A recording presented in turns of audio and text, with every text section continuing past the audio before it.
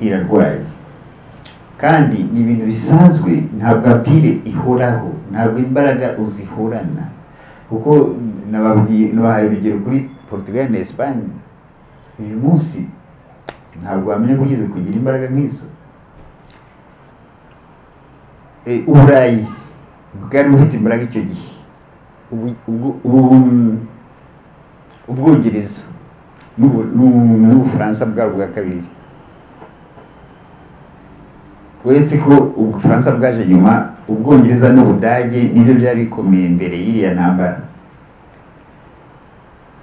Amerika imaze kwikura ku Bwongereza nayo yagize imbaraga kubera yafashe ibihugu bitari bike kandi ubwo bucakara bwahaye imbaraga Amerika kuko Amerika imaze kuva ku Bwongereza ubukungu yari ifite bwajyaga Bwongereza ntibwasubiye bwagumye iwabo noneho nayo igira tendance yo gushaka kuyobora isi nuko intambara y'Uburayi yatangiye ya mbere kwari gusenya imbaraga z'Uburayi kuko bishobora kuba puissance ari puissance Amerika ifata icyemezo cyo kuba puissance igomba kubanza gukuraho izindi puissance yari yibangamiye yari Uburayi Afrika nta nubwo ari bwayimenye ntiyayitagaho yumvaga nta n'ikitwaye Uburayi bwagomba gusenyuka intambara ya mbere iriya yatangiye mu 1914 ikarangira ryari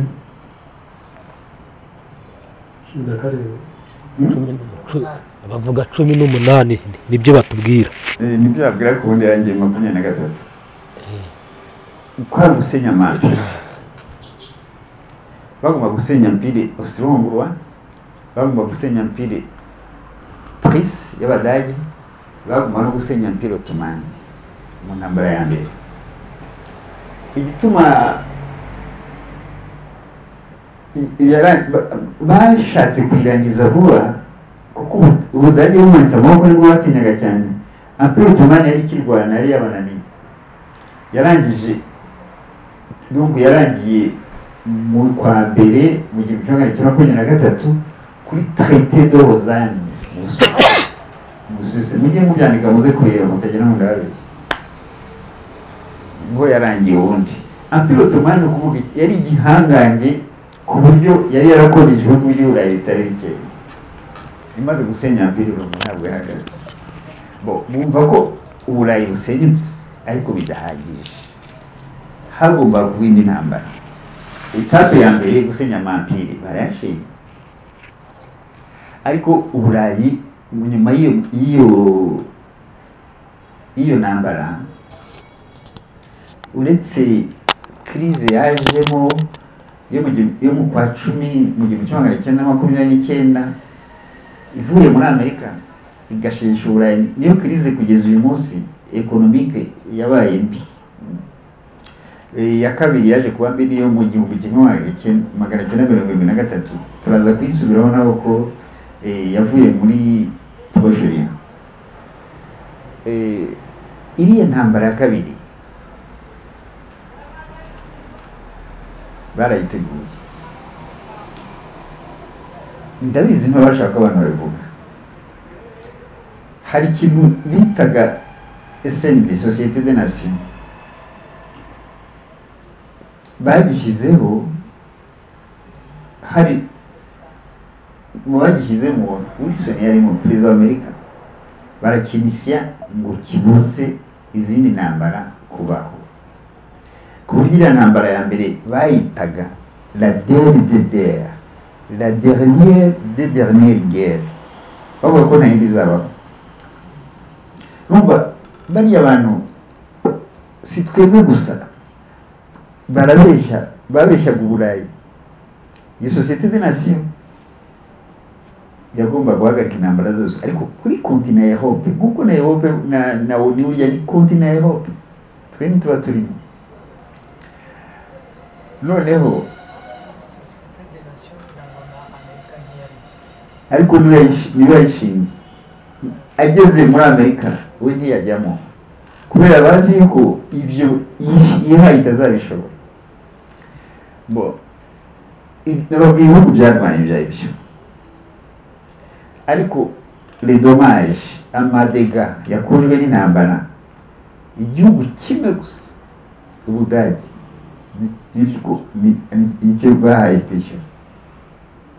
Urumva icyo bishaka kuvuga? Ubudage ni bubatinyaga, n'uyu munsi Ubudage barabutinya, n'uyu munsi Amerika itinya Ubudage, n'uyu munsi abantu b'Uburayi bose batinya Ubudage. Baravuga ati Ubudage tugize ibyago ukakundana n'Uburusiya bya ibibazo. Noneho Ubudage babutwara ubutaka bwabo babwishyuza amafaranga, babubuza kugira igisirikari, batwara Port-Saint hariya hose, batwara Alsace-Lorraine bayishyira ku Bufaransa, ariko Alsace-Lorraine mubyibuke Bismarck yari yayikuye ku Bufaransa mu gihumbi kimwe magana inani na mirongo irindwi na rimwe.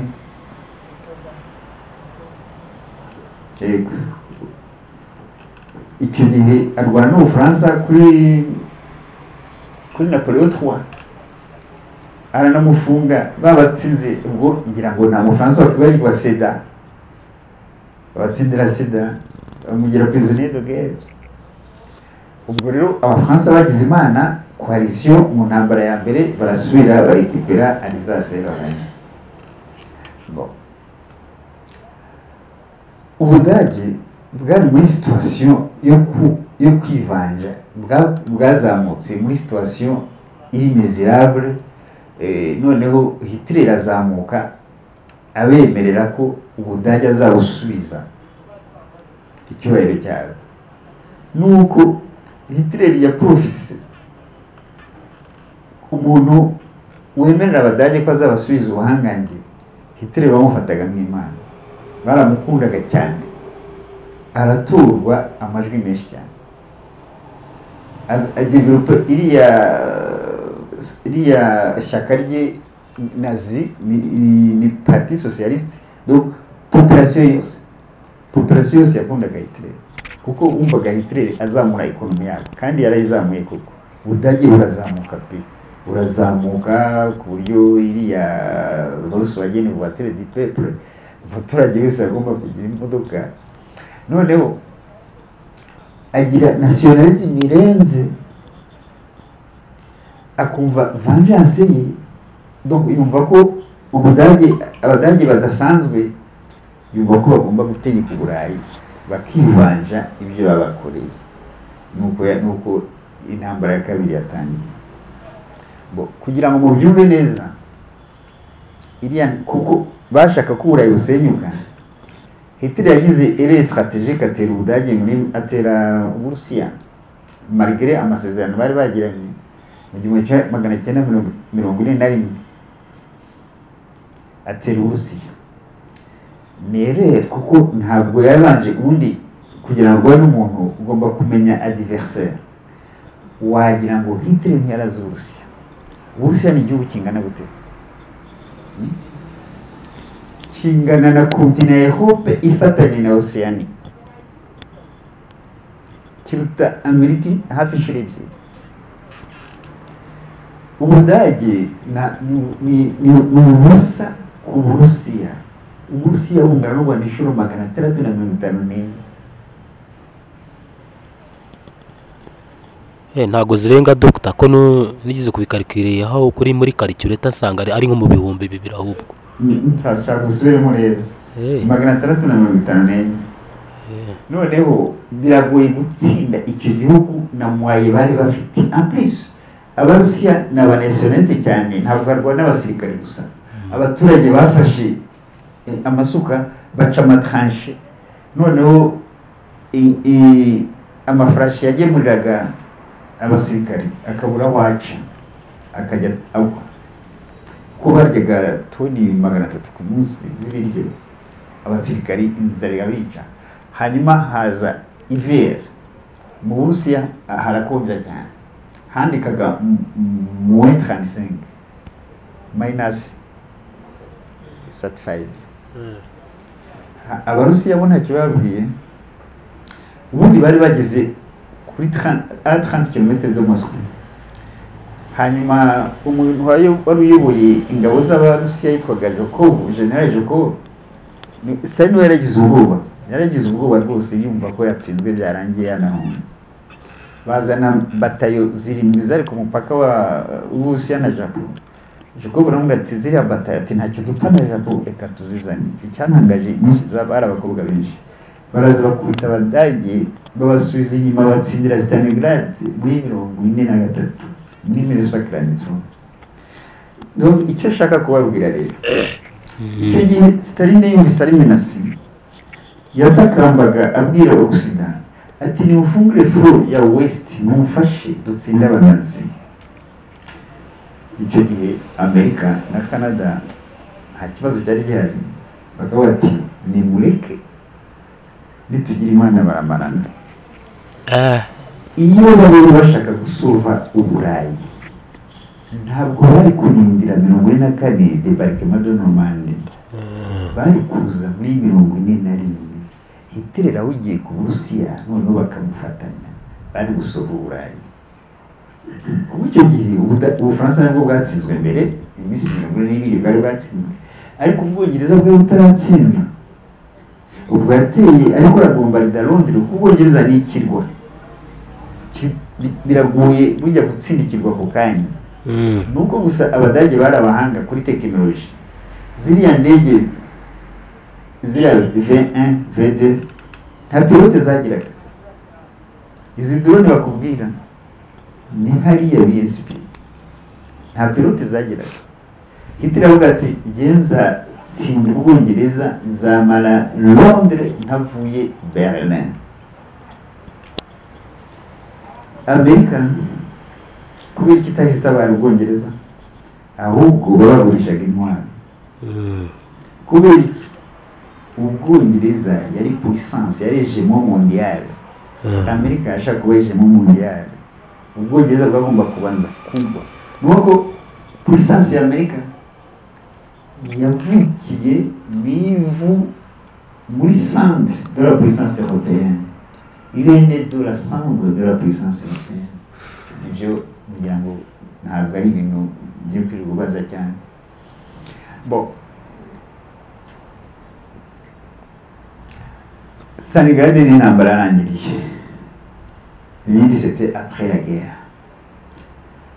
Hitler atarapfa ariko yari yamaze kuzahara ku buryo icyo gihe uretse kwirotira begera Berlin nta kindi gitero cyo kubusa Abarusiya cyari gihari. Kuko n'umuntu wari uyoboye igisirikare cy'Abadage yitwa Keter yabwiye Hitler ati rero ntabwo tugishoboye kubusa Abarusiya, kuko Abadage bari bashize hasigaye nka miliyoni 10 ariko Abarusiya ari miliyoni 10. Ikikubwira ko Stalin Uburusiya bwatsinzira ntambara bwatakaje miliyoni 27. Amerika yatakaje ibihumbi 300.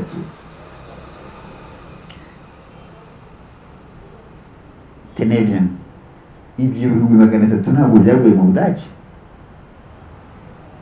byaguye muri Japan kuri ile d'Okinawa. Kuko hari abarwanyaga muri ya ntambara kabiri axe, hari Ubutaliyano, hakaba Japan, hakaba n'Ubudage. Ubutaliyano ntabwo bwari bukirimo kuko muri 1943 Mussolini bamukoreye coup d'etat, hanyuma comment dirais-je, Hitler aramugarura amusubizaho akoresheje umuhanga cyane wari ukuriye SS witwaga Otto Skorzeny. Icyantangaje uwo Otto Skorzeny yanagiye no mu rukiko, ahubwo yakoraga muri Mossad muri Israel uyu munsi bamuhagaze muri Mossad. Ako karagaciye. Hanyuma Ubudage rero bwaje kuvamo hakiri kare, buva mu ntambara bakorera Mussolini coup d'etat bavamo, hasigara Japan n'Ubudage. Rero Japan uzi ko yadeturuje base militaire y'Abanyamerika a Hawaii. Abanyamerika biyokipye Japan gusumba Ubudage. Donc Ubudage mu by'ukuri yari muzi ya Stalin. Hanyuma debarquement de Normandie simbona icyo yakoze kubera intambara zaga niyashize ku buryo muri conference de l'État iriya yabaye muri February 2025 hari ibihugu bitatu, hari Stalin, hakaba Roosevelt na Churchill. Mu byo bavuganye basabye Stalin gutera Japon. Japon itaratsinda, basabye Stalin gutera Japon, aranabemerera ku buryo le 9 juin le 9 juin Stalin yese atera Japon, afata Manchuri yari point stratégique ya Japon ku buryo gutsindwa kwa Japon iri suffisait yo gufata Manchuri. No hari imbunda zose, no havaga petroli. Japon mu kumanika amaboko ntabwo ari kubera ziriya bombe. Japon yamanitse amaboko kubera bafashe Manchuri. Iriya bombe bateye haba Hiroshima haba Nagasaki, Japon n'amaire menshi cyane babigize ibanga ahubwo ati turakomeza intambara, ahubwo badekara intambara no ku Burayi. Hanyuma Stalin yinjiye Manchuri, premier ministre wa Japon yitwaga Suzuki aragenda abwira Empereur n'umuntu wubaha cyane muri Japon, aramubwira ati ko Stalin yinjiye muri intambara ntabwo twayitsinda, nuko bamanitse amaboko, ntabwo ari kubera ziriya bombe atomike. Dr. urakoze. Kuri Amerika noneho ubu yaje kugira imbaraga, ariko ubu ngubu wari uvuze ko wari umaze kutubwira ko ibintu bigenda bihinduka. Twagarutse ku ntambara Iran turimo turabona ubu abantu baravuga ati buriya butegetsi bagiye kubusenya, Amerika igiye kubabombarda na Israel, ariko ntibyakunze. Ese ibyo hari isomo byahereza ibino bihugu byo muri kano karere baba batinya yuko nk'urugero byo mu karere bavuga ati ninkora iki baraza bansenye bandase, ubundi ibyo bintu biracyashoboka ubu turi kugira ngo tubirebe bijyanye n'insanganyamatsiko ya bino bihugu byacu bitinya gufata risque kubera gukomeza kuba mu kwaha kwa biriya bihugu? Ntabwo ari ukubera ibyo, ubundi byaratangiye muri Afurika. Oxida ko yaguye ko iri hasi biragaragara buri wese. Mu bwa mbere Israel aswa gutya kuva yabaho cyane na Amerika. Reka mbanze mbabwire bo barabizi, bo barabimenye imbere yanyu. Iki gitabo cyasutse muri 2019 hari ugeze ko umukatolika muri mwebwe Meruka yende umwana mu occidental lokwiye mu ndirimbo baririmbira umuntu wapfuye. Ni Pascal Boniface lokwiye pour le monde occidental. Hanyuma Amerika Uburusiya bumaze gusenyuka muri 1992, hari umunyamerika w'umujapone Francis Fukuyama yanditse La fin de l'histoire, avuga ko birangiye, hariho bipolarisme, hari imbaraga ebyiri, hari Uburusiya na Amerika, none Uburusiya burasenyutse, ubu Amerika niyo yonyine. C'est la fin de l'histoire ni igomba gutegeka isi. Irayitegeka ko imyaka 20, ariko muri 1993 uwitwa Samuel Huntington yandika ikindi yise choc de civilisation, avuga ati muri ibeshya ngo guerre froide irashize, ati abantu bafite civilisation imwe n'ibishyiramwe ntimuzabashobora. Nibyo biri kubera uyu munsi. Hanyuma nyuma haza uwitwa Brzezinski yapfuye muri 2017, yandika Rebrandishki, yarababwiye ati hari bloke ya Eurasie n'ibiriya bihugu, harimo Uburusiya, harimo Turkiya, harimo Chine, harimo Iran, harimo ibihugu byo muri Aziya byinshi. Kuvuga Eurasie bifitanye relation na Europe, kuko burya Europe ntukarebe Europe ya geography, biratandukanye na Europe ya politique, kuko na Ukraine muri Europe geographiquement na Belarus, ariko zitwa Asie muri politique ntabwo yifata nka Europe. N'abaslave ntabwo bafite critère imwe, ntibafite civilisation imwe. Na Turkiya buriya ntifite civilisation imwe, nicyo gituma Turkiya barishyize muri OTAN, ko ari kugira ngo bizore Uburusiya itazakundana n'Uburusiya kuko Turquie ni igihugu kiri stratégique en plus kigize kuba empire, donc iyo kigize kuba empire nka kuriya kwa Iran kibatera ubwoba buri gihe. Ariko banze kwijya muri Union Européenne kubera iki civilisation simwe. Ubwo choc de civilisation nibyo biri kubera buri munsi. Hanyuma arababwira ati rero ati hari bloke ya Eurasie ati koze muri globalite yayo yafunga Amerika. N'umunyamerika ariko umupolone kwanga Uburusiya ni normal, mwese murazi pacte germano-soviétique. Uburusiya muribuza ko Polonye bayigabanya Abadage n'Abarusiya, nta mupolone akunda Umurusiya, nta n'upolone wundi bakunda Umudage. Noneho abaha ukuntu abaha strategy ati rero Amerika ntishobora gutegeka isi igihe kinini, ati kuko ubwa mbere iri ku ruhande, ati ni scandale géopolitique, ntushobora gutegeka isi uri ku ruhande, ati umutima w'isi uri muri Ukraine. Ati rero ikintu cya mbere cyo gukora Putin adafite Ukraine, ntabwo Uburusiya budafite Ukraine, ntabwo buzaba empire n'umunsi n'umwe, ati zaba puissance régionale. Ati ni ugukoresha stratégie zishoboka zose tugakura Ukraine muri jiro za Russie. Ikindi bariya abantu kubatsinda bagiye hamwe ntibishoboka. 50% by'abantu batuye isi bari muri Eurasie. 75% bya matière première na matière stratégique biri muri Eurasie. Arme nucléaire twe dufite eshatu gusa, dufite eshatu, zitandatu zisigaye ziri muri Eurasie. Ubwo Iran yari itarayigira. Ati ibihugu bitandatu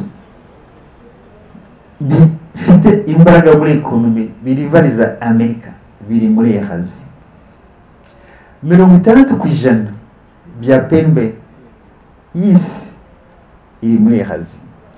Mu mbare uyu mwaka ishobora kuba bitakiri ibyo mvuga, atari bitakiri ibyo, ariko icyo gihe muri 2017 niko byari bimeze.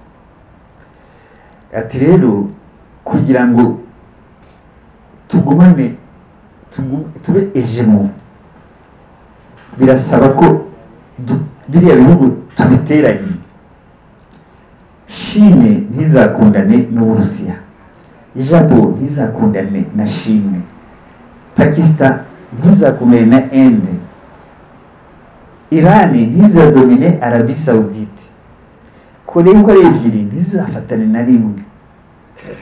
Ati tukora uko dushoboye twantretene division, ati badashyize hamwe ntabwo baba, ati twifite kuba puissance yemerija.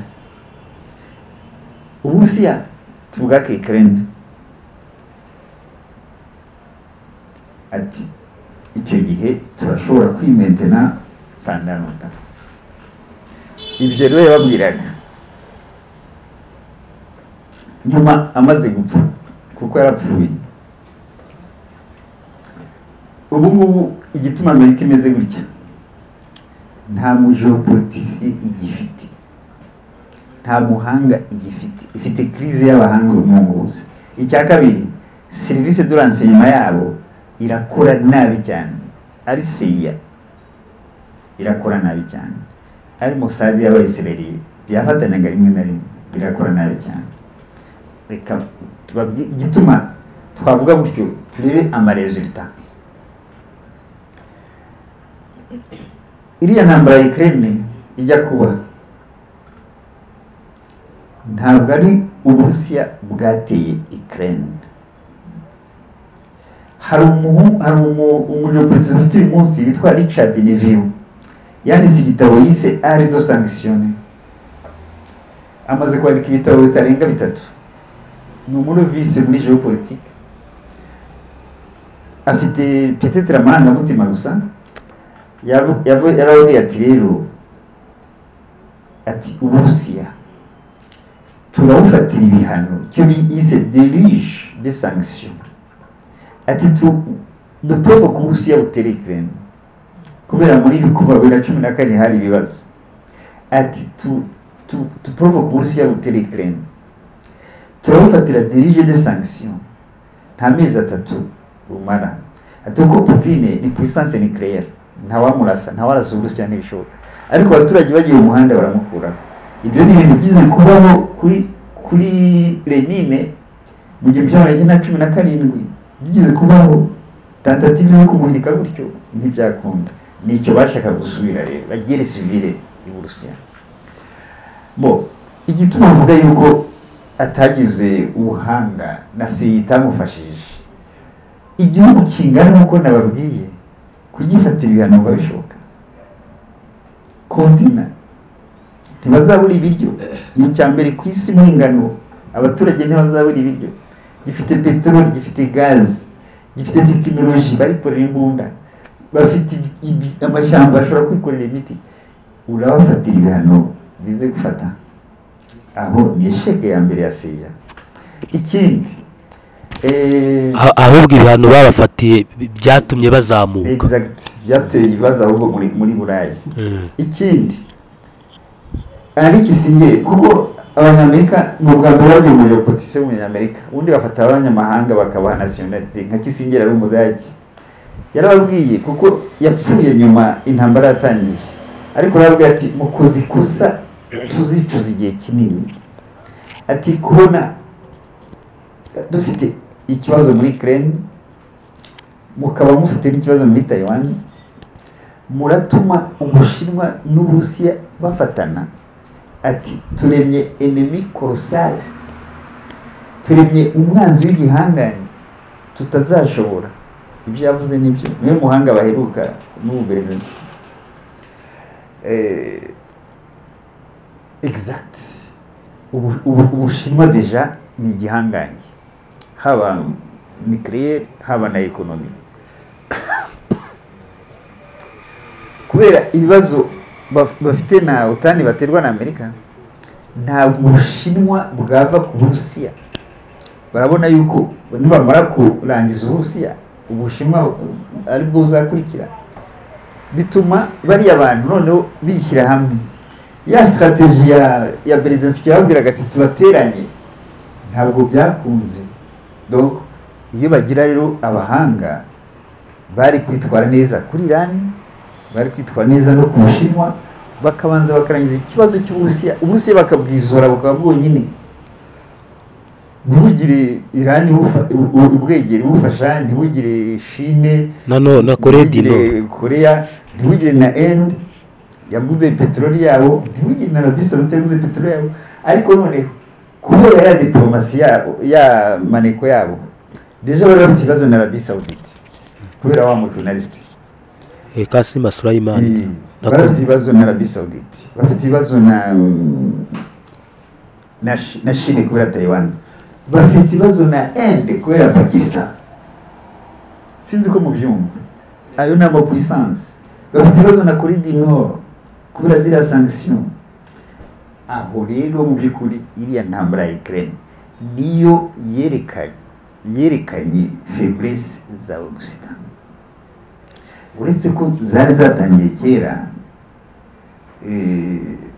zatangiye kera deja Uburayi nako na Amerika ntibyarebanye neza kubera Trump yari yamenashije ashaka kuzamura cotisation ya OTAN kandi nabo nyine bari colonize bijya kwikura muri colonisation kugira ngo biroroshye ni nk'urumogi ntabwo ni doze ifata ukaba ukumva ni indispensable niba utayifite nk'ubu hari ibihugu byo muri Afrika byumva ko tudafite gusita tutabaho nuko hanyuma none Dr. intambara muri Ukraine waruvuze izo ntege nkeya zaragaragaye biranagaragara cyane pe uko twabibona kuko wabonaga biriya bitangazamakuru by'Iburayi byavugaga na kimwe twabonye nk'uko yaravuze ahubwo ubukungu bw'Uburusiya bwarazamutse ariko nanone Dr tugarukira inaha ko wagira ngo inaha nta masomo babifatamo, wagira ngo nta somo ubona wagira ngo mbese bafatamo ko Amerika ibintu byayirangiranye, uracyabona ariyo bacyogeza. Ugerageze tugarukire muri kano karere ka East Africa turebe, dore hari n'amatora runaka agiye kuba, urareba ukabona ibihugu byacu biracyarwana, intambara zimwe na zimwe turacyazijyamo kubera Amerika. Urasanga Amerika ikitubwira ati mureke gukorana nabo, ndetse ko ibyo ngibyo bigenda birimo biragenda bigabanuka bitakimeze nka mbere. Ariko ni ayahe masomo Afurika igomba gufata, barabyitwaramo gute? Twagiye tubona muri cya gihe twabonye ba Traoré barabyitwayemo neza, bahita bafatirana kiriya gihe, bahita bashyiraho buriya butegetsi bwabo, turabona ibintu byiza bwakoze. Ariko kuki tugikomeje kubona icyuho muri kano karere karabura iki? Ese ni Uburusiya butari gukorana nabo hafi kugira ngo ikintu cyose cyaba buzahite bubarengera, nk'uko wenda twabonye buvuga ati ntimugiye gutera tukabona Wagner iri hariya? Ni ikihe kibazo kiri muri kano karere ka East Africa? No, nta kibazo gihari. Ntabwo ibihugu 54 byose byavira rimwe mu bucakara. Ibyo ni ibintu bisanzwe. Ntabwo Afrika ibihugu 54 byavira rimwe mu bucakara.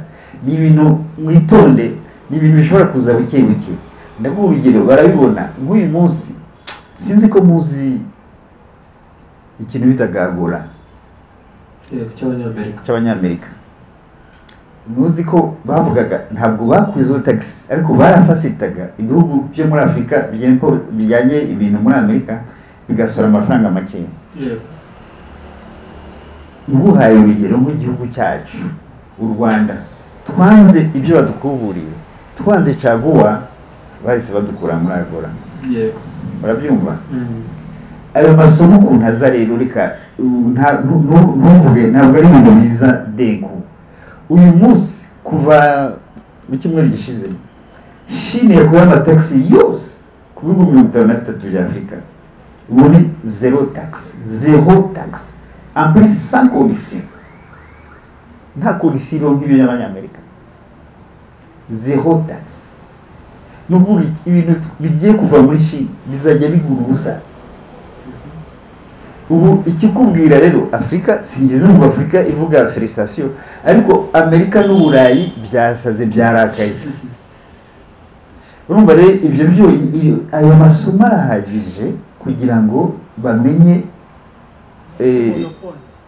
bamenye relation ko zitandukanye, umukolonisateur n'undi umupartenaire ushaka ko mwese mwuka. Icyababaje Abanyaburayi, ibyo numvise Abanyaburayi bavuga, Abanyamerika ntabwo numvise, Abanyaburayi ko numvise bavuga discussion zabo ko nizo nakurikiye cyane. Ngo Chine irashaka ko ubu bifite, irashaka kudevelopa Afrika, irashaka ko Afrika idevelopa. Sinzi ko mubizi muri kiriya gitabo Imperialisme sur le dos de l'Afrique, sinzi ko ntuziri munsi yawe ivuga iti la cause fondamentale du sous-développement de l'Afrique est l'Occident. Sinzi ko mubyumva mu Kinyarwanda ko nabivuga. Impamvu ya sous-développement ya Afrika nta yindi ni Occident. Ku buryo Occident ifite ubwoba yuko Afrika ishobora kuba develope kubera Chine. Nibwo ubwoba bafite. Kubera iki development ya Afrika uiteki, kubera iki itera ikibazo Occident? Ntabwo mubyumva. Imagine bo ukuntu bayikubwira. Abati Afrika ifite industry, matière première zahavaga zose zaba hafine muri Afrika, kandi bo bafite inganda zirafina matière première iva muri Afrika, kandi wabo zidahari. Hari amarafineri Londres, hari amarafineri ya petroli mu Bufaransa, hari amarafineri ya petroli muri ibyo bihugu byose zitanguraniye badafite n'igitonyanga cya petroli. None nk'Ubushini ifashije Afrika ikagira amarafineri ya petroli, ndumva nta petroli yasubira mu Bwongereza. Nigeria niya Dangote, muri bukarafineri ya Dangote ibibazo yagize. kubera mu perezida wa Nigeria uriya Tinubu ni nkaho yakoreraga abazungu, yarwanije Dangote, wagize ngo niho murwanyaga. Iriya peteroli ya Nigeria yose ibarafine par Ubwongereza na Amerika. Yes. The BP, the British Petroleum, na Shell, na Mekano. Urumva rero iyo uvuga ngo Afrique de l'Est izakura amasomo, ntabwo rero wayiha amasomo, izakura amasomo mu biri ko biraba. Nk'ubu niba Amerika tujyana ikindi kagitaxa, ibyo bintu byo byagora. Igituma mbyibuka cyane, habaye ikibazo hano mu twebwe nk'ikawa twajyanaga muri Afrika bashyiraho amataxi, plutôt muri Amerika bashyiraho amataxi, bituma umuturage wacu uhinga ikawa yishyurwa amafaranga make. Tekereza rero ngo tuyijyanye muri Chine gratuitement, umuturage uhinga ikawa yagira motivation. Ibyo bo Afrika itaragerwaho, igikuru nuko hari ibyatangiye kandi biriko biratanga ingero nziza. Nk'ubu Niger ya nationalije Orano ni uruganda rwa uranium rwa rw'Abafaransa, majorité b'Abafaransa, ubu ni 100% Niger. Donc mu minsi mike birabihugu uzasanga birindustrialize. Icyo gihe rero Afrika ishobora gukura isomo aho ngaho, le reste de l'Afrique. Ariko ubundi Afrika ntishobora kubera rimwe, hazaho muri ibihugu byo muri Afrika bigenda buke buke, ahubwo bijene bitera ikibazo ibindi. Nka kuriya muri Afrique de l'Ouest hari Côte d'Ivoire, hari na Nigeria, ariko ntibizagoma gutyo. Reka mubaze ikibazo, ni igitekerezo mesengera ahanini iyo tugarutse ku Bushinwa, ariko umubyo uvuga ati ntabwo dutegetswe ko buri muntu wese yadukunda. N'ibyo ngibyo Ubushinwa bubikora mu nyungu zabyo. Nari ntekereje niba Ubushinwa buko bwakwiyeho tax, birumvikana ibintu bigiye guhenduka. Niba nino telefone wenda nayiguraga ku bihumbi 150, nshobora kuba ngiye kujya nyibona ku bihumbi 100, ariko aho nta kintu kimeze nka threat kirimo. Niba ikintu dushobora wenda nko muri Afrika dufite inganda nazo zishobora kuba zikora ibintu, ariko no mu Bushinwa babikora, ubu twebwe ntitwaba tugiye guhumwa amaso n'ibyo bintu Ubushinwa buzana bikaza ku giciro gitoya, ahubwo twebwe bimwe twakoraga mu bihugu byacu turimo turatangira kugenda duhererekanya, ahubwo aribyo bigiye guhenda twe tukiyego. Nibyo koko biri mu byadufasha kuba ibintu twabibona kuri makeya, ariko nta kintu kirimo ko Abanyafurika tuzagenda ngo mu bintu by'Ubushinwa bya makeya twe tukibagirwa bimwe turimo turaproducinga, ahubwo uri gusanga aribyo biri guhenda kurusha n'ibyo Ubushinwa, tukagendera ngo muri ibyo Ubushinwa buri kuduha twebwe tutari kwitekerezaho ku by'isoko ryacu byo mu imbere muri Afrika y'ibyo dukora. Uravuga ibyo ukagira ngo nuba muri Afrika icyo muproducinga ni iki? Mufite inganda zihe? Ibyo bintu bifite inyungu uko nituzana imashini zo gukora inganda muri Afrika tuzabigura make. Ahubwo Afrika niho ntacyo duproducinga uyu munsi, nta na kimwe. Icyo twebwe na mbere ubukungu bwacu plutôt échange iri hagati yacu na Chine ntabwo ari nini, kubera nta produit dufite. Niba Ogisida yararwanije ko tugira inganda, ntabwo Turiki, ntabwo Chine, ntabwo Uburusiya buzabirwanya. Niba dushobora gukura amamashini ekipema, kuko muri Chine nabyo dukora ibyo kurya, nabyo dukorayo ntibinakenewe. Ntabwo dukeneye kwimporta ibyo kurya, ubundi ni bibi kwimporta ama ekipema yo gukora inganda. Chine ikadukuriraho amataxi, ikibazo kiri. Dr. aho ngaho nta kibazo kirimo. Urakoze. Nisengera ni ibintu nagiye mbona dushaka usanga byarahindutse, ariko hari kesi numvise yahuririyemo hagati ya Kongo n'Ubushinwa bavuga amasezerano Kongo yari ifite n'Ubushinwa, ariko numvise uko byagenze numva nta kintu Kongo yabyungukiyemo. Ese ubwo Bushinwa bw'uko bwizera ngo nibwo wenda bugiye gusimbura Amerika? Nibyo koko pe abantu bararutanwa, ariko Dr. nanjye ushobora kutubwira wenda sindabona polisi nabo bavuga ku buryo bashobora kutureka bakaba aribo bakwemera ko tugira za nganda zituma nabo babura uburyo bya bintu byabo twatangira kujya tubyekora. No, ntabwo relation za Afrika na Chine ari uyu munsi, plutôt ntabwo ari bya kera. Uyu munsi hariho Abanyafrika bafite inganda babwiye ngo bazi ku Burayi, nawe nushaka kugura imashini iproduce ikintu runaka ntabwo uzayigura mu Budage, kuko Burayi bashobora kutayigura, uzayigura muri Chine sans condition. Ntabwo Chine yakubuza kugura imashini ziwabo, ntabwo Chine yakwanga ko Afurika iba industrialize. Ni nayo ahubwo ni nacyo kibabaza abariya ba Asiatique, baba Barusiya baba Abashinwa, baravuga ati mwabujije Afurika gutera imbere. Kubona Chine kubona ikeneye influence muri Afurika, kubona Uburusiya bukeneye influence muri Afurika, naho bataba badukunda, sinamwe ngo badukunde, ariko bazi yuko Occident ibayeho kubera Afurika, kandi Occident ntibabakunda. Bazi yuko Occident afite Afurika ntizasubira kugira imbaraga zo kubatera ibibazo kuriya.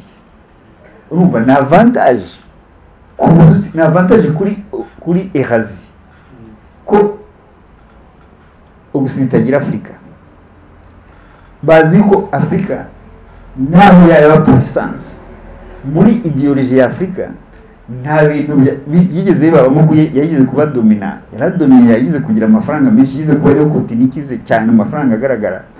Nta tendancy yo gutera ibindi bihugu bifite. Ntabwo Afurika izatera Uburusiya n'umunsi n'umwe, nta nubwo izatera Ubushinwa n'umunsi n'umwe, kuko iyi ADN yo muri Occident yo gutera yo kudomina isi iri muri Occident gusa, nta bindi bihugu biragira gutyo. Nta namwe uzabona Chine, ntuzumva Chine ngo ari igihugu yateye kandi ifite imbaraga zihagije. Nta namwe uzumva Uburusiya hari igihugu bwateye cyane ku gisenge cyo muri Afurika, ntabwo uzabona na rimwe. Igihugu kizarwana n'Uburusiya ni igihugu kiwabo Amerika yaciyeho ikagiteranya n'Uburusiya, nka kuriya kwa Chechnya, kwa iki hariya Stalin avuka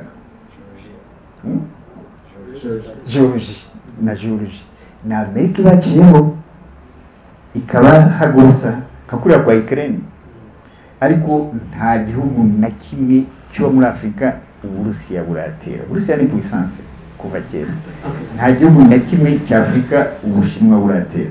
Ibihugu byose byo ku isi yaba kugenda reba kuva muri aho isi irangirira muri Amerika, ugatera Vietnam, ugatera Japan, ugatera Laos, ugatera Prussia, hari ahandi baba byumva. None Dr. urakoze cyane, amahirwe ni byiza niba Ubushinwa bwakuyeho nk'iyo misoro, ntekereza ko ari ibintu Abanyafurika bagafatiranye bikiba barangiza izo nganda dukeneye bakagenda bakagura izo mashini ku mafaranga makeya. Ariko harimo n'icyuho tuba twarabonye mbere Dr. Niba dushobora kubana n'Ubushinwa bushobora kutadushyiraho nk'ibyo bintu bya Amerika, uravuze ati nta ruganda bigeze batwima kugura n'ibiki, tukareba investment Ubushinwa bwagiye bukora muri Afurika, ariko tukajya kwiretuva ahubwo aribwo turi mu myenda myinshi yabo, ugasanga guverinoma za Afurika zananiwe kwishyura. Turabibona ibihugu bya Afurika byinshi birimo umwenda Ubushinwa, kandi dufite ubwo burenganzira bw'uko izo nganda dukeneye turazibona. None Dr. ni ikihe kibazo kikiri mu bihugu bya Afurika mu maguverinoma? Niba koko nayo mahirwe bayashyizeho iyo misoro bagiye gukuraho, hari icyo biri buze kutumarira niba n'ubundi birangira abantu tubarimo amadeni yo kugira ngo bibe byaratwubatse izo nganda zaratanze akazi? Banza ubyumve, turimo ideni ry'Ubushinwa. Kubera iki turimo ideni ry'Ubushinwa reka tunanira kwishyura? Turimo ideni ry'Ubushinwa dufite n'irya FMI, dufite amadeni paralele. Igihe cyose gifite FMI ntabwo uzashobora kwishyura irindi deni. Ideni ry'Ubushinwa n'ideni rya FMI rya Banki Mondiale biratandukanye. Ideni rya Banki Mondiale Afurika ntigeze iba idafite amadeni, ntabwo ari Ubushinwa buje ejo bundi buhaye Afurika amadeni. Dufite amadeni ya Banki Mondiale. Amadeni ya Banki Mondiale ntabwo ryo ideni riba riri kondisiyone, bari guha bakubwira icyo uzarikoresha, bari guha uduce, ubanza kwishyura inyungu mbere yo kwishyura principal. Rimwe na rimwe bazabwira ngo onane bango kwanira dete babyita mu ki bagukurira ideni. Kubera iki bari gukurira? Umaze kuryishyura nka gatatu, kuko wishyura inyungu utayishyura principal. inyungu zabo uko utinda bagenda bagira ikintu bita croissement na penalty.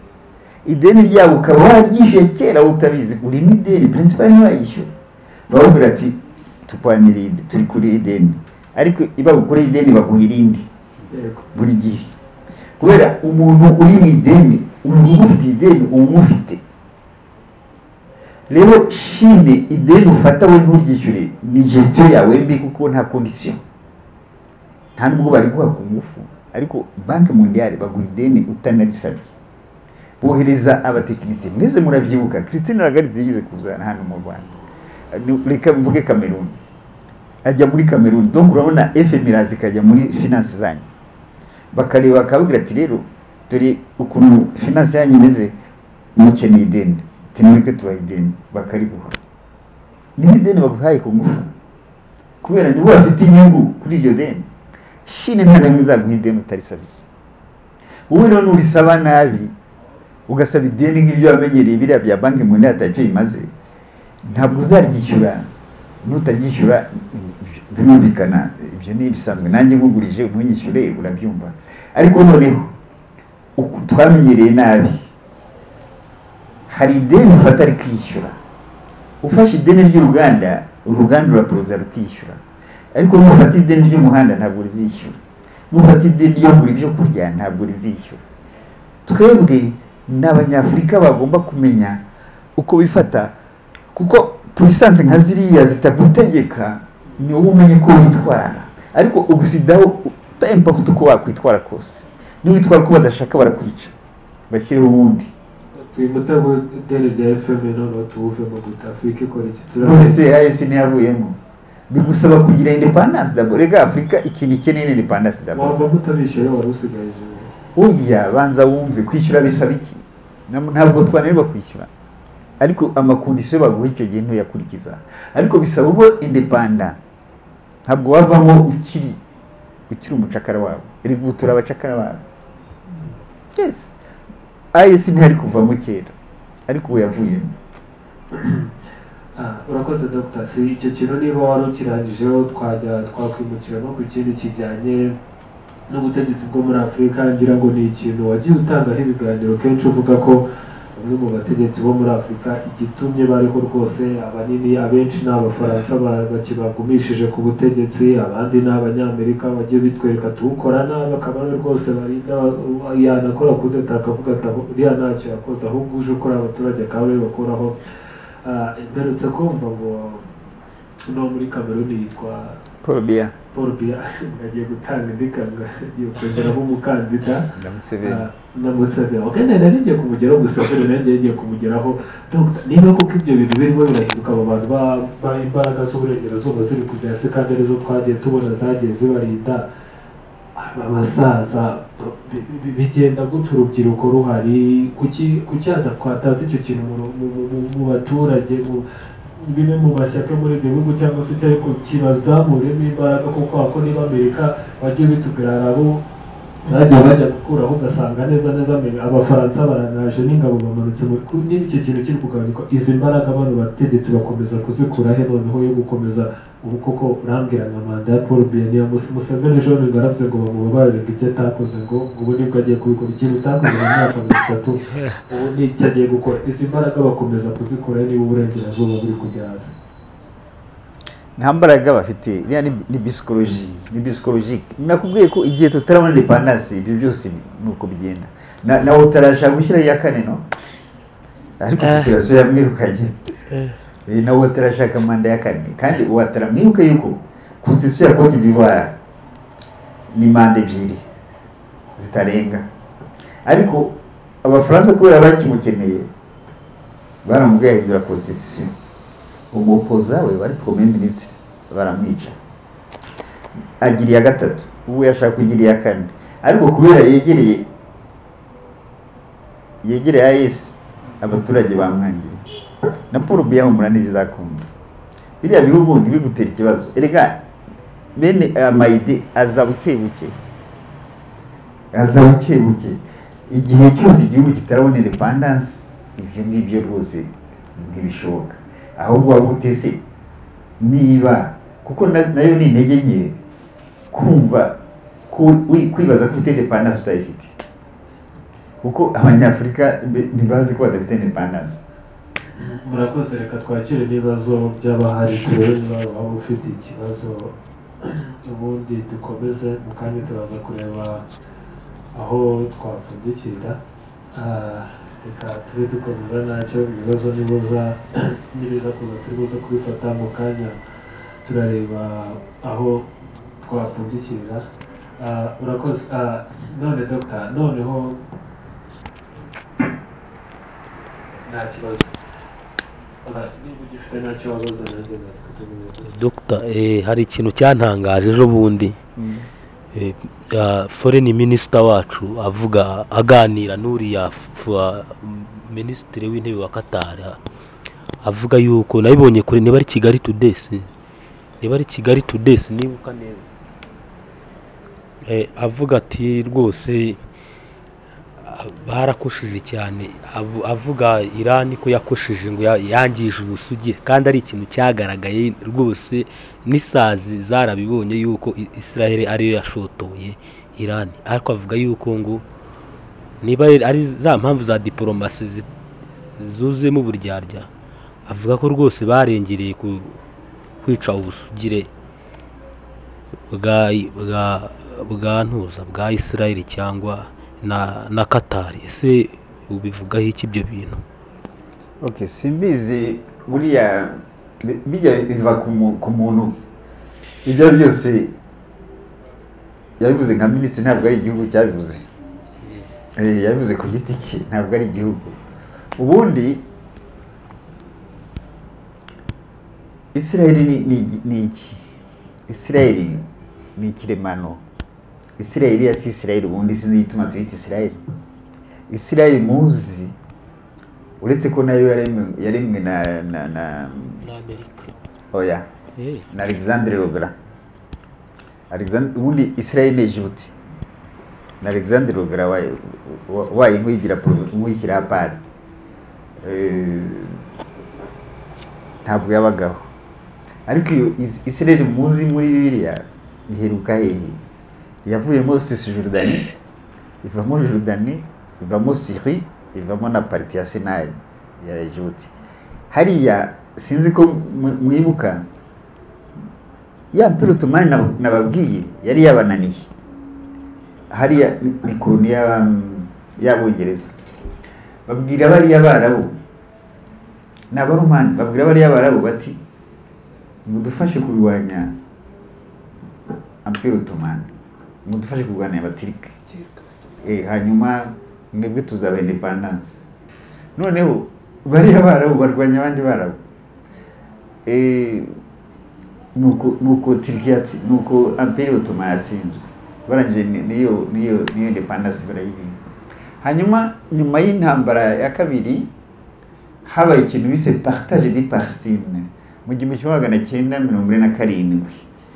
Palestine yari koloni, yari manda, ubundi yari koloni ya Empire Ottoman.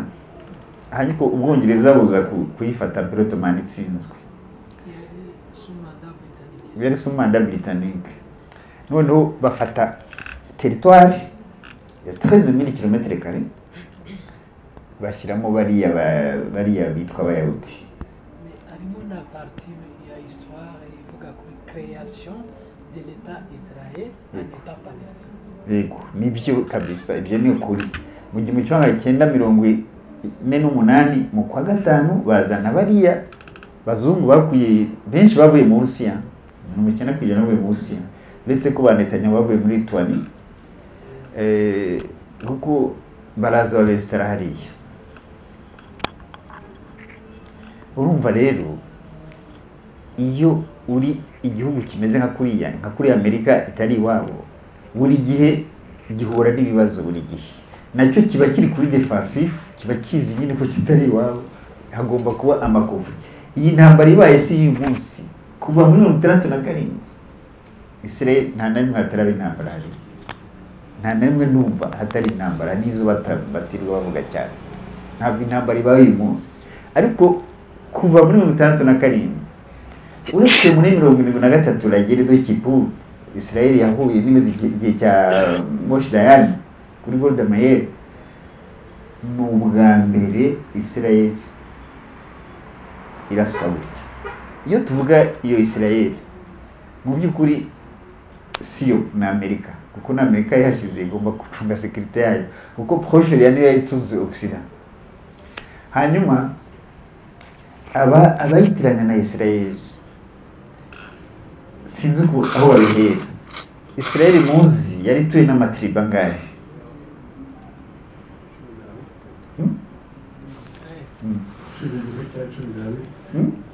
bavuga 12 cya 13 kuko abana ba Joseph Ephraim na Manase bakoze indi tribu yari 13 tribu. Ntabwo Abayuda bari benshi, hari Abadani, hari Abalewis, hari Ababenjamin, hari n'Abayahudi, ntabwo Abayuda bari benshi. None Israel uyu munsi bavuga Abayahudi gusa, izindi tribu zagiye barazishe n'ikintu bari Ils ont disparu. no bari muri Ethiopia, benshi badispareje muri Afrika nyine, kuko muri 70 General Titus papa we yamwohereje gukura Abayisirayeli. Histoire ni ndende sinayibabwira kakanya, ariko Israel isa yaheruka kuba igihugu kuri Salomo. Hanyuma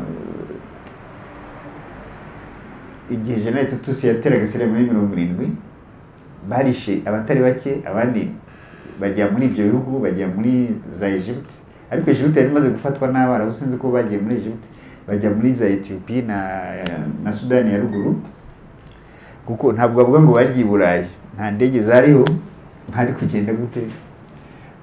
Hanyuma barabirabura kwa, nta muzungu warimo,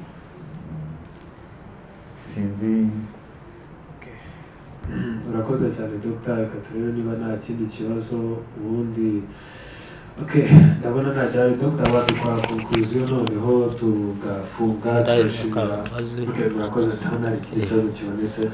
Dr. nabonye ejo bundi wigeze kuvuga yuko rwose iriya ntambara Israel izayitsindwa koko. Abantu baratangaye cyane, abantu baratangaye cyane uburyo ki wabivuze kandi bikaba koko.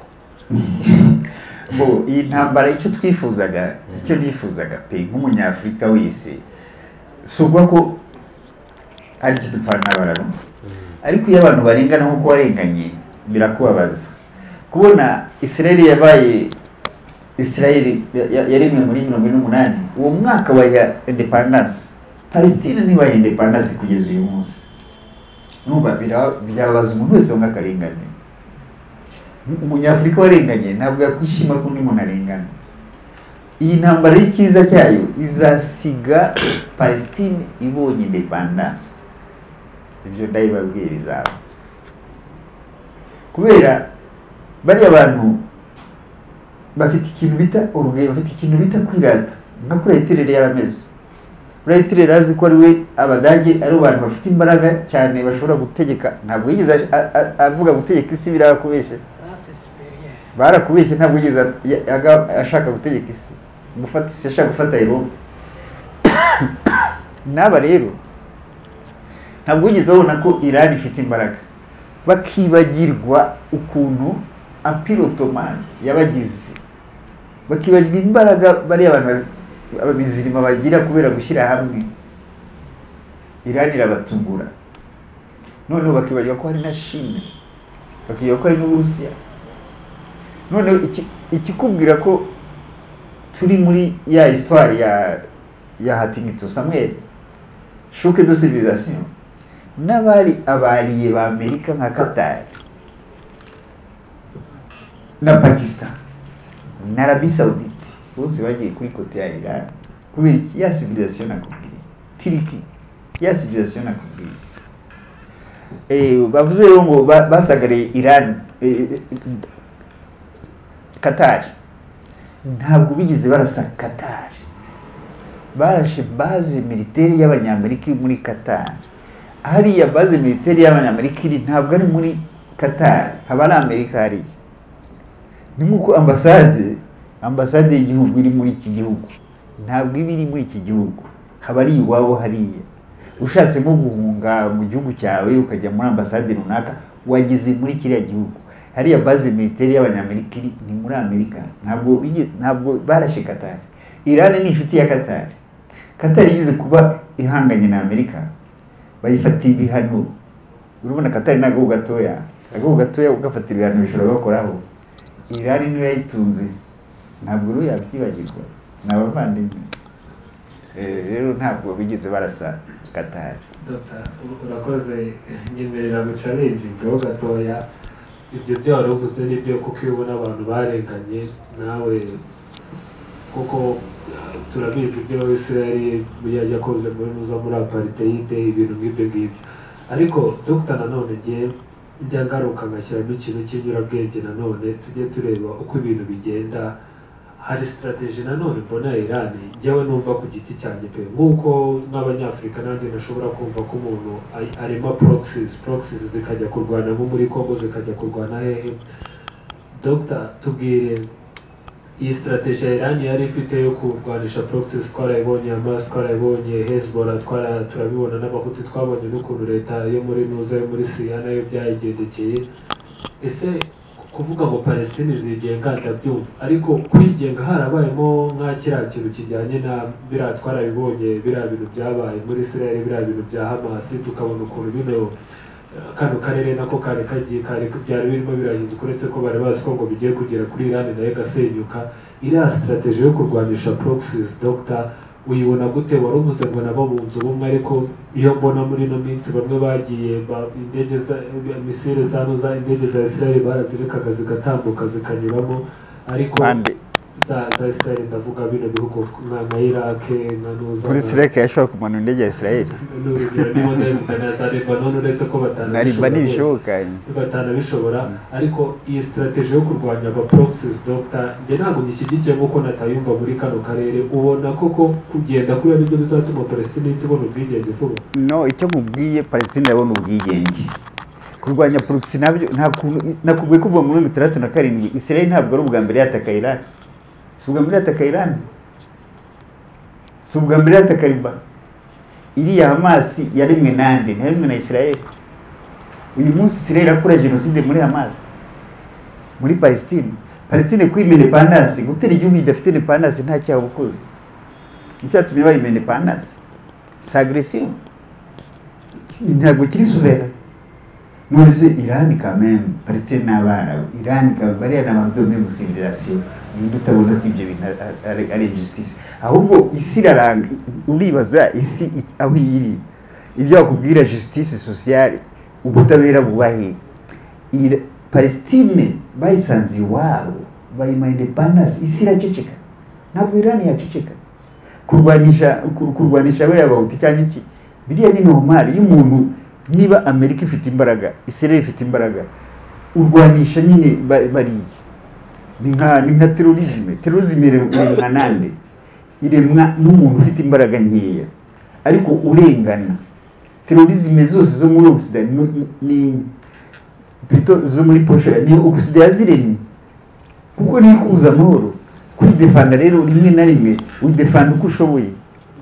Yes, terrorisme ni igiki? Ni umuntu ufite imbaraga nkeya akakubikira gusa kuko ntabwo ashoboye kurwana nawe, ufite imbaraga nyinshi kandi uri kuramurenganya. Ntabwo bigeze batera muri Amerika, tenebye. Ntabwo bigeze batera muri Burayi, tenebye. Ni wabo. Dr. akoze icyo kintu bikivuze, hari ikibazo bitanibaza nabibonaga mu makomenti kuri Al Jazeera nayo usavuga ati ngo turashimye ceasefire ariko se ngo muri Gaza bizagenda gute? None Dr. ndagira ngo baze harimo approach numva y'uburyo kino kibazo cyabaye solved njye nabona kuko niba ndi Iran njye nkazana uri proxies nkazana gufasha muri Lebanon, nkagufasha uri Hamas, nkagufasha n'abahuti, njye Israel nkazana Rwanda nawe nka bombarde imijyi yawe. Lebanon twarabonye ukuntu byagenze birangira Hezbollah bayicishije bugufi. Turabibona rero ukuntu Gaza igiye kugira. Iran iyo batarimo barayirasamo, ubwo uwo muntu aba ari kugusapotinga mu buhe buryo? Kuki abarabu batashatse uburyo bari kwishyira hamwe? Yaba ari ibyo bihano bakabifatira uburengerazuba, gukina n'uburengerazuba bazi ko nta mugozi bafite, bagatuma gazi bakuriya, bagatuma na nyine imijyi ya Lebanon. Ubwo muri Irani koko Irani y'ibigukunze barimo bararasa imijyi yawe yiri hariya y'ikigo hari intwaro gusa? Sinzi, ntabwo ubyumva, ntabwo uri kurabyumva. Icyo numva ni approach y'ubumwe bw'abana mu buryo kino no ubarabu. Reka nkubwire, nakubwiye yuko strategy ya uriya strategy ya Amerika ni ugucamo, ntize kubivuga, kubabuza ati babantu nta kundi kuntu twabategeka tutabateranije na Palestine. Biriya bintu byavukaga muri Palestine baze ngo nibo nabwo ko Hamas yari mwe na Israel, niyo yahaye imbunda, niyo yahaye tekinike kugira barwanye intifada, barwanye bene wabo. Ubumwe mwabugira gute igihe cyose mudafite independence? None se bazi ngo Afurika kubera iki idafite ubumwe? Niba Cote d'Ivoire irwanya Burkina Faso bazemo kubera iki? Si bamwe n'abamozi bavuga n'ururimi rumwe, ariko strategy ya Occident ni ugucamo. Afurika ni ikibazo natwe dufite, bariya abantu bafite ibibazo nk'ibyacu. Rero kugira ngo ubwo bumwe buze bisaba ko conscience ivuka. Rero ntabwo Irani yarema ubumwe bwa Proche-Orient aka kanya, ariko Irani yo nuba ishoboye kucisha bugufi Israel, isi ikabyumva. Israel simvuga Israel na Amerika bakwemera muri negotiation ko iyi cessez-le-feu buriya ntabwo nayo ni inédite. Iriya ntambara ni inédite, nta handi rero intambara nk'iriya urwana n'umuntu ku birometero 2000. Ni cessez-le-feu ntabwo ariyo, ni fo, kuko yadekarawe nande, yadekarawe na Amerika. Amerika irarwana, none se umuntu mu Rwanda niwe udekara cessez-le-feu? Birasaba cessez-le-feu ishobora gupermeta no négociation, hakaza une tierce personne, umuntu uri neutre, utarebwa n'iriya ntambara, utari ku ruhande rwa Israel ntabe no ku ruhande rwa Iran. None muri izo négociation niho bazareklama independence ya Iran. Igituma mubwira ko ufite icyizere ni Burayi bariko baravuga bati muhe independence Iran. No muri Israel Palestine, no muri Israel ubu hari manifestation ziriko zirataka Netanyahu a démission. Rero nk'ubu hari umufaransa Emmanuel Todd yatanze n'umugeopolitisi w'umuhanga ati Israel na Amerika nibo babi gusumba Iran. Israel akora genocide muri Gaza, Israel atera ibibazo iyo mitwe irayirema na Amerika kuko yaremye za Al-Qaeda. Ntabwo Iran kwidefanda, ntabwo bavuga ngo ni yombi. En plus abavuga rero ngo ntiyashoboye kugira umwe bw'Abarabu, iri kuri defensif, iri defanda, iri menace. Nta mwanya bwawe no kugira ubumwe buzaza, hazaba conscience normal. Gusa igishimije ni échec ubusidagize muri Iran, kuko na ziriya centre nucléaire ivuga yarashe ntazo yarashe. Byari nababwiye ko Syria iri faible. Iran yari yadeplaje ziriya Iran yo mu kera yarazitwaye ahandi batazi. Iyo rero service de renseignement iyo Syria yari fort, iba yaramenye igihe bazitwariye ikamenya naho bazijyana. None baragiye barasubutaka gusa. Iyo barasayira niyo mwese mwari kubibona, ntabwo mwabonye, muzarebe muri video, muzarebe barashe Hiroshima iriya bomba atomique, kandi itari puissant nk'izi z'uyu munsi. Nta nubwo yaturitse ivuye hasi, yaturikiye mu kirere kuri 450 meters.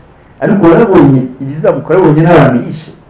Iyo barasa uranium hariya yari kugira no amaradiyo active, yari kugira no muri Iran, yo muri Iraq yari kugerayo. Ariko barabibonera ko baswase, barabona ko atacyo bagezeho, ariko kubera bazi ko kubeshya isi kubeshya mwebwe abandi ntibabyemeye, byaragaragara. Iyo barazi ko ntacyo bakoze.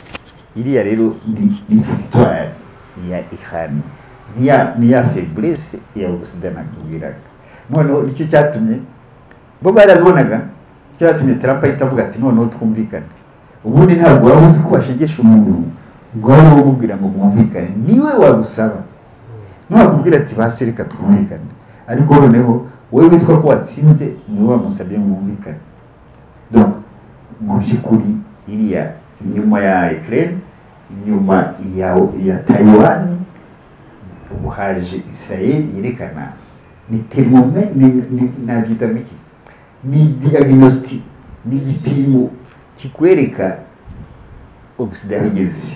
Nta gitangaza kirimo, nta pire ihoraho, nta gitangaza kirimo kubona Amerika igwa. Buzumva ejo bundi Petero abayigere civile muri Amerika, biriya bihugu bakuye kuri Pakistan, plutôt kuri Mexique, za California, za Texas, za Los Angeles, ubise bivuyeho. Nta gitangaza kirimo. Ariya mahita 10 yavuga ati twe tuzigira kuri Canada, nta gitangaza kirimo. Empire isenyutse, ntabwo izaba ya mbere. Condoléances, je regrette. Okay, murakoze. Turabashimiye mwebwe mwakurikiye kino kiganiro na Dr. Rusa. Iyi ni Africa Rivals One Movement, turi urubyiruko rwibumbiye muri Pan-Africanisme rushaka kugira ngo izi mpinduka zose twifuza muri Afurika kugira dukomeze kuzivuga mu magambo ngo byagenze gutya dukomeze kurira, ahubwo twebwe turi kuri imbere. Icyo dushaka no kugira ngo tugire impact, tugire ibyo duhindura, natwe abana bacu bazavuke basanga hari aho twabigejeje kandi hazima hagaragara, kandi izo mpinduka tugomba kuzibona ubu. Mu nyemerere rero Dr. Rusa dukorere conclusion ya kino kiganiro kuri ino nsanganyamatsiko twari dufite y'uburyo guverinoma za Afurika zabonerana n'amahirwe kugira ngo tubashe kuba twakwikura ku burengerazuba tubashe kubuvaho, Afurika twigenge mu bukungu, mu muco ndetse n'ibindi byose.